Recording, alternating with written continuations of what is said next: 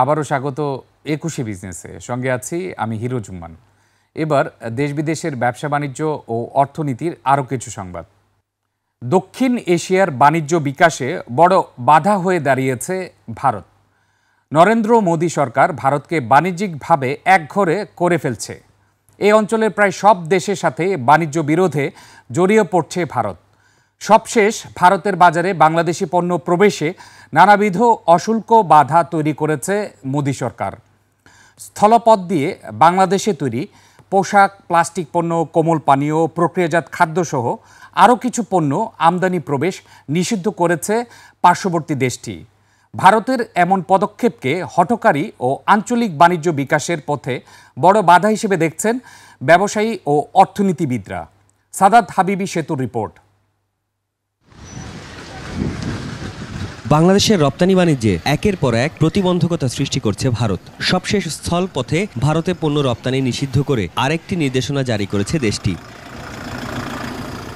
ভারত সরকার জানায়, ভারতের ব্যবসায়ীরা শুধু ভারতের নবসেবা ও কলকাতা সমুদ্র বন্দর ব্যবহার করে বাংলাদেশ থেকে তৈরি পোশাক আমদানি করতে পারবেন। পাশাপাশি উত্তর পূর্বাঞ্চলের রাজ্যগুলোতে স্থল বন্দর ব্যবহার করে বাংলাদেশিদের বেশ কিছু পণ্য রপ্তানির উপরও নিষেধাজ্ঞা দিয়েছে ভারত। পশ্চিমবঙ্গের চ্যাংড়াবান্ধা ও ফুলবাড়ি শুল্ক স্টেশনের জন্যও এটি প্রযোজ্য হবে।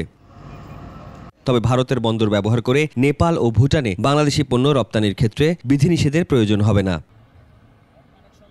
ভারতের স্থলপথে পণ্য রপ্তানি সহজ, 3 দিনের মধ্যে পণ্য রপ্তানি করা যায়। এখন বন্দর ব্যবহার করতে হলে 2 সপ্তাহ সময় লাগবে। এতে সবচেয়ে বেশি ক্ষতিগ্রস্ত হবে ছোট এবং মাঝারি কারখানাগুলো, কারণ ছোট চালানের অর্ডারগুলো দ্রুত শিপমেন্ট করা যাবে না। এটা আসলে দুই দেশের জন্যই এটা ক্ষতিকর। এখন যেটা প্রয়োজন হবে সেটা হলো একটা অর্থনৈতিক কূটনীতির মাধ্যমে এই বিষয়টাকে একটা স্বাভাবিক পর্যায়ে নিয়ে আসার জন্য কিন্তু প্রচেষ্টা চালাতে হবে উভয় পক্ষ থেকেই। অর্থনীতিবিদরা ভারতের এসব পদক্ষেপকে আঞ্চলিক বাণিজ্য বিকাশের ক্ষেত্রে অশুল্ক বাধা হিসেবেই দেখছেন। রপ্তানির ক্ষেত্রে যেমন সময় বাড়ছে, একই সঙ্গে খরচও বেড়ে যাচ্ছে এবং এতে করে বাংলাদেশের রপ্তানি বেশ কিছুটা প্রতিবন্ধকতার সম্মুখীন হবে। তবে বলা যায় না যে রপ্তানি কমে যাবে, রপ্তানি একই রকমের থাকবে, কিন্তু কিছুটা যেহেতু সময় বেশি লাগবে, তার মানে হলো যে এই ক্ষেত্রে আমাদের আসলে লিড টাইমটা সেটার মধ্যে কিছু ম্যানেজমেন্টের ব্যবস্থা করতে হবে। গত এপ্রিলে বাংলাদেশের ট্রান্সশিপমেন্ট সুবিধা বাতিল করে দিল্লি। এর কদিন পরেই স্থলপথে ভারত থেকে সুতা আমদানি নিষিদ্ধ করে বাংলাদেশ। সংশ্লিষ্টরা বলছেন, পাল্টাপাল্টি পদক্ষেপ কারো জন্যই সুফল বয়ে আনবে না। প্রক্রিয়াজাত খাদ্যপণ্য সেটা যদি এখন কলকাতা হয়ে যায়, তাহলে সেই ক্ষেত্রে এটার যেমন খরচও বাড়বে এবং এর পাশাপাশি এর যে সময়টা লাগবে, তো এটার কারণে আসলে আমাদের যে পণ্যের যে চাহিদা সেটা হয়তো কিছুটা কমে যেতে পারে। তার কারণ এই পণ্যের যে রপ্তানির যে খরচ এবং সময় সব মিলিয়ে দেখা যাবে কি যে আসলে এখানে পণ্যের মূল্যটা অনেক বেড়ে যাবে। এই বিষয়টা ভারতকে ভাবতে হবে একটু বেশি, এই জন্যে যে তার পাল্টা যে ব্যবস্থা যদি বাংলাদেশ আবার নেয়, তাহলে তাদের যে একটা বাংলাদেশ একটা বড় একটা ক্ষেত্র, রপ্তানির জন্য একটা বড় একটা দেশ বাংলাদেশ, সেখানে তো তাদের বাণিজ্য ঘাটতি আরো বেড়ে যাবে। গত অর্থ বছরে ভারতে প্রায় $157 কোটি পণ্য রপ্তানি করে বাংলাদেশ। বিপরীতে দেশটি থেকে আমদানির পরিমাণ প্রায় $1000 কোটি। সাদাত হাবিবি সেতু, একুশে টেলিভিশন, ঢাকা। এদিকে ভারত সরকারের নিষেধাজ্ঞায় বেনাপোল স্থলবন্দরে আটকে পড়েছে রফতানিমুখী গার্মেন্টস সহ কয়েক ধরনের পণ্যের প্রায় 50টি ট্রাক। বন্দরের বাইরে রয়েছে পণ্য বোঝাই আরও শতাধিক ট্রাক। বেনাপোল বন্দর দিয়ে প্রতিদিন ভারতে 250 থেকে 300 ট্রাক বিভিন্ন ধরনের পণ্য রফতানি হয়। এর মধ্যে শতাধিক ট্রাকে থাকে গার্মেন্টস শিল্পের তৈরি পোশাক। একের পর এক নিষেধাজ্ঞায় পণ্য পরিবহন ব্যয়বহুল হয়ে পড়ায় ক্ষুব্ধ উভয় দেশের ব্যবসায়ীরা। অর্থনৈতিক ক্ষতির মুখে পড়েছেন তারা। ব্যবসায়ীরা বলছেন, ওপারে কথা চলছে, যেসব পণ্যে নিষেধাজ্ঞার আগে আইজিএম হয়েছে সেগুলো নেয়ার অনুরোধ জানানো হয়েছে। ভারতের রপ্তানি পোশাক পণ্য টোটালি এই পথ দিয়ে, স্থল পথ দিয়ে রপ্তানি তারা নিবে না, বন্ধ করে দিয়েছে। সুতরাং এখানে যারা আমরা লোকাল ব্যবসায়ী, আমাদের উপর একটা চরম প্রভাব পড়বে এই ব্যাপারে।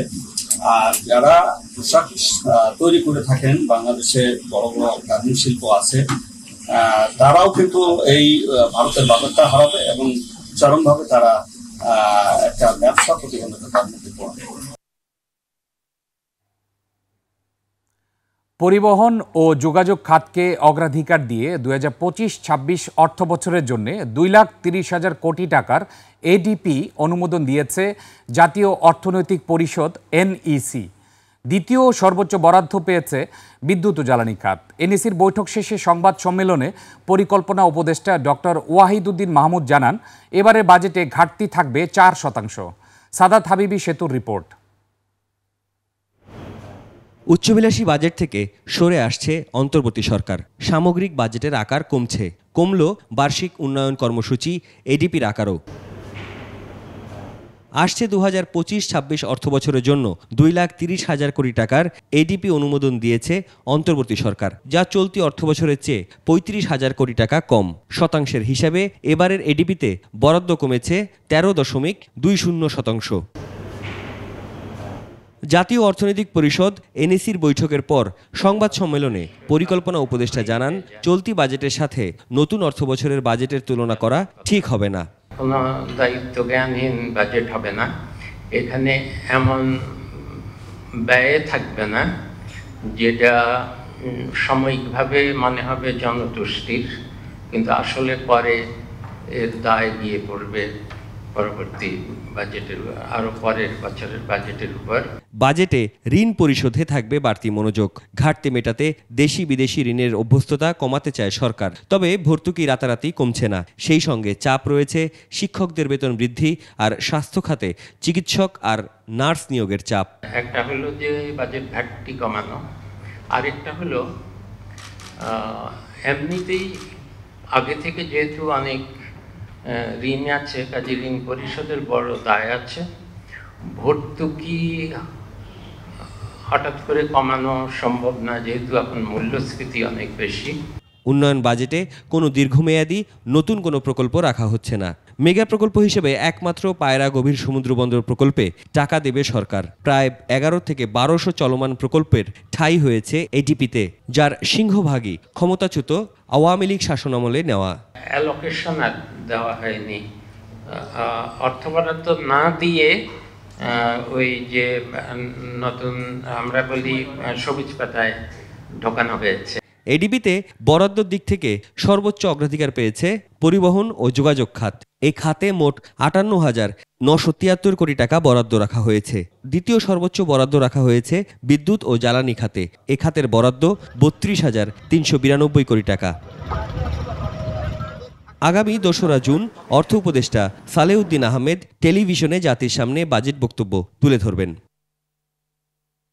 সাদাত হাবিবি সেতু, 21 টেলিভিশন, ঢাকা। পাবনায় আলোড়ন তুলেছে কোরবানির গরু পাঠান ও রাজা। বিক্রি হয়েছে 21 লাখ টাকায়। গরু দুটিকে দেখতে তরুণ উদ্যোক্তা রাজুর খামার MR এগ্রোতে ভিড় করেছেন অনেকেই। পাবনা থেকে রাজিউর রহমান রুমির পাঠানো তথ্যচিত্রে ডেস্ক রিপোর্ট। পাবনায় আলোড়ন সৃষ্টি করেছে কোরবানির গরু পাঠান ও রাজা। হলিস্টিন ফ্রিজিয়ান ক্রস জাতের রাজার উচ্চতা প্রায় 6 ফিট, লম্বায় 10.5 ফিট, ওজনে 1200 কেজি, বয়স প্রায় 3 বছর। 11 লাখ টাকায় অনলাইনে রাজাকে কিনে নিয়েছেন ঢাকার এক ক্রেতা।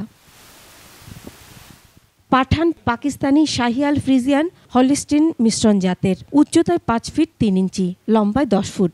পাঠানকে 10 লাখ টাকায় অনলাইনে কিনেছেন ঢাকার এক ব্যবসায়ী। এবছরে যে দুইটা আমার দেশেরা গরু ছিল, আপনার একটার নাম পাঠান, একটা পাবনার রাজা, দুইটা গরুই বিক্রি হয়ে গেছে, আরও বেশ কিছু গরু আছে। পাবনা সদরের জালালপুর মণ্ডলপাড়া গ্রামের তরুণ খামারি রাজু আহমেদের খামারে আছে গরু দুটি। শিক্ষাজীবন শেষ করে 2010 সালে 3 লাখ টাকায় 4টি গরু দিয়ে খামার শুরু করেন তিনি। এবারের কোরবানি ঈদের জন্য 25টি গরু প্রস্তুত করেন তিনি। এর মধ্যে অনলাইনে ফেসবুক পেজের মাধ্যমে বিক্রি হয়ে গেছে 17টি। বেশিরভাগ গরুগুলো অনলাইনেই বিক্রি হয়। গ্রুপ আছে, পেজ আছে, ইউটিউবে গরু ছাড়া হয়। ঢাকা, চিটাগাং বাইরের পার্টিরা আসে, দেখে শুনে নেয়। পাঠান ও রাজা ছাড়াও রাজুর খামারে আরও বেশ কিছু বড় গরু রয়েছে। এর মধ্যে আমেরিকান বাহামা, শাহিয়াল ক্রস নেপালি ও দেশি শঙ্কর জাতের গরু, যা দেখতে ভিড় করেছেন এলাকাবাসী। রাজু ভাই অনেক বড় বড় গরু পালন করে, এজন্য এখানে আসছে, দেখছি ভালো লাগছে। প্রতি কুরবানি দিয়ে রাজু ভাইয়ের এরকম গরু 4-5টা করে থাকবে, মিস নেই। হিরো আলম পাবনার রাজা বাচ্চা আছে, এখানে অনেক বড় বড় গরু আছে। মোটামুটি 4-5 জন কাজ করে, সকাল থেকে আপনার বসে খাওয়াই, গোসল করাই, ঘাস দেয়, খের দেয়। জেলা প্রাণী সম্পদ বিভাগ বলছে খামারিদের সব রকম সহযোগিতা ও পরামর্শ দিচ্ছেন তারা। আমরা এবার আশা করতেছি যে এবার যারা আমাদের এই কুরবানি আসন্ন কুরবানির গরু কুরবানি দেবেন, তারা সুলভ মূল্যেই গরু কিনতে পারবেন এবং গরুর বাজারে যারা আমাদের এই পাইকার আছে তারাও সুলভ মূল্যে গরুগুলো এখান থেকে ক্রয় করে নিয়ে ভিন্ন জায়গায় গরুগুলোকে সরবরাহ করতে পারবেন। জেলায় গরু, মহিষ, ছাগল, ভেড়া মিলে প্রায় 6.5 লাখ পশু কোরবানির ঈদের জন্য প্রস্তুত হয়েছে। এর মধ্যে স্থানীয় চাহিদা প্রায় 3 লাখ পশু। Masuma Lisa, desk report, 21 television. এবার এশিয়ার প্রধান শেয়ার বাজারের খবর। সূচকের মিশ্র প্রবণতা দেখা যাচ্ছে এশিয়ার বেশিরভাগ পুঁজিবাজারে। জাপানের শেয়ার বাজার নিকি সূচক 271 পয়েন্ট কমে দাঁড়িয়েছে 37,482 পয়েন্টে।